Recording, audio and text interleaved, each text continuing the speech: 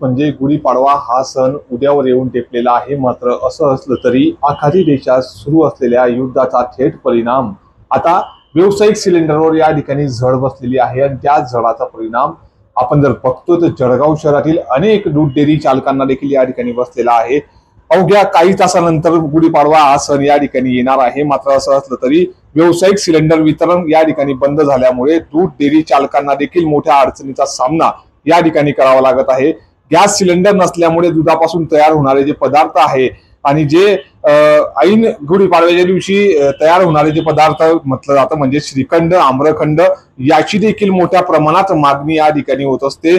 मात्र असं असलं तरी आता कुठेतरी गॅसचा तुटवडा या ठिकाणी भासतोय। त्याचमुळे नेमकं हे श्रीखंड, आम्रखंड कशा पद्धतीने या ठिकाणी तयार केलं जातंय, नेमका कशा पद्धतीने ग्राहकांना या गॅस उपलब्ध नसल्यामुळे या ठिकाणचे जे डेअरी चालक आहे ते कशा पद्धतीने या ठिकाणी श्रीखंड तयार करताय आपण स्वतः त्यांच्याशी बोलूयात।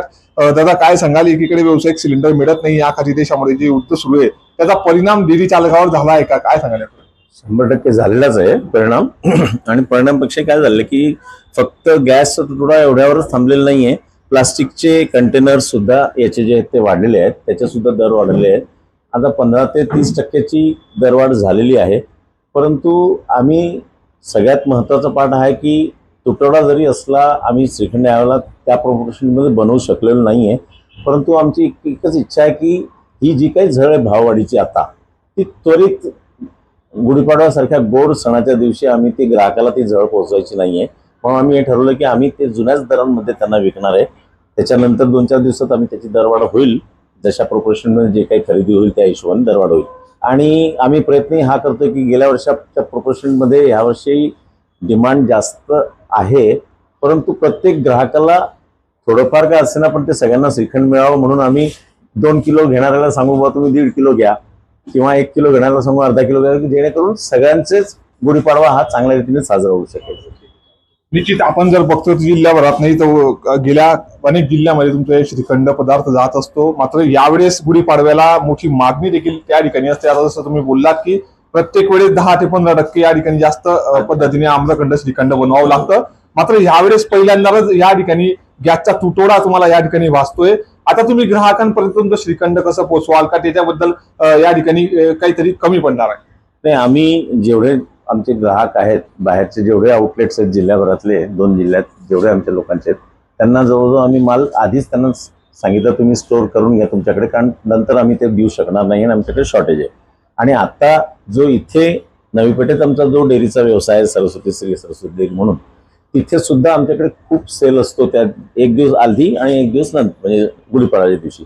तर त्या प्रोफेशनमध्ये आम्ही तयारी करण्याचा पूर्ण प्रयत्न केलेले आहोत, पण काही याच्यात शॉर्टेज असू शकणार आहे, त्याबद्दल मी सर्व ग्राहकांची दिलगिरी व्यक्त करतो। निश्चित तुम्ही जरी या पद्धतीने सांगितलं की कुठेतरी शॉर्टेज या ठिकाणी होऊ शकतो, मात्र एकीकडे आखाती देशाचं युद्ध सिलेंडरचं या ठिकाणी तुम्हाला मिळत नाहीये, त्याच्यामुळे तुमचा देखील व्यवसाय या ठिकाणी कुठेतरी ठप्प झालेला आहे असं म्हणायला काही वावगं ठरणार नाही। तुम्ही शासनाला काय विनंती करणार या संदर्भात? मी शासनाला हीच विनंती करेल की जर कधी ज्या उद्योगाच्या माध्यमातून जो काही रेव्हेन्यू निर्माण होतो, टॅक्सेस म्हणा, जीएसटी म्हणा, अमुक म्हणा, ते आणि होणारी उलाढाल, ही उलाढाल जर कधी आपल्या राष्ट्राने ह्या गोष्टीचा विचार नाही केला सिरियसली, तर हे कुठे जाऊन थांबेल याच्याबद्दल शासनाने चांगला विचार केला पाहिजे। की जर व्यापारी जातोय, आपल्याकडे एक तर धड नोकऱ्या नाही आहेत, लोकांना पगार नाही आहेत देण्यासाठी, आणि इथे व्यवसाय करून जे उपजीविका भागवतात त्यांच्याकडे कामगार असतात, कोणाकडे 20 कामगार आहे, 100 कामगार आहे, त्यांचे सुद्धा उदरनिर्वाह कसे निघतील याचा सुद्धा शासनाने विचार करावा आणि या सगळ्या गोष्टींची पूर्तता प्रॉपर व्हावी आणि त्याचे हे पूर्ण म्हणजे परिणाम लोकांवर किंवा ग्राहकांपर्यंत पोहोचू नये अशी माझी अपेक्षा आहे। निश्चित असं असलं तरी नेमका पुढे काही दिवसानंतर जर असं युद्ध सुरू असलं तर नेमकी जी झळ आपला जो उद्योग आहे ते बंद पडण्याच्या मार्गावर असेल, किंवा या संपूर्ण तुमच्याकडे जे कर्मचारी आहे त्यांच्यावर उपासमारीची वेळ येऊ शकते? ती उपासमारीची वेळ म्हणण्यापेक्षा असं असतं की जे माझ्याकडे जुने कामगार आहेत त्यांना आता जर म्हटलं या युद्धाच्या काळातलं म्हटलं किंवा याच्या आधी जर तुम्ही म्हणाल कोविड काळात, तर आम्ही कोविड काळात सुद्धा सगळ्यांना पूर्ण पगार दिलेला आहे। सगळ्यांना आम्हाला मुभा होती डेअरी चालू ठेवण्याची, त्याच्यामुळे आमच्याकडे जे लोक बाकी पुढे काम न करू शकणार ते सुद्धा आमच्याकडे येत होते की आम्ही थोडंसं काम करून घेऊ, आम्हाला उदरनिर्वाह मिळा, त्याप्रमाणे आम्ही ते सगळं केलेलं आहे। आणि पुढील काळात जर युद्ध इतकंच वाढलं आणि सगळ्या गोष्टी झाल्या तर निश्चितच त्या सगळ्या गोष्टींचा सगळ्यांवर परिणाम होईलच.